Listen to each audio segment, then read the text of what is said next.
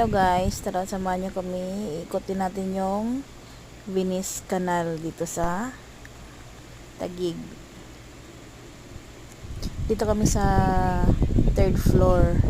Tsaka kitang kita yung view sa baba. Ayan. Restaurant yata yan dyan sa baba. Diba ang ganda.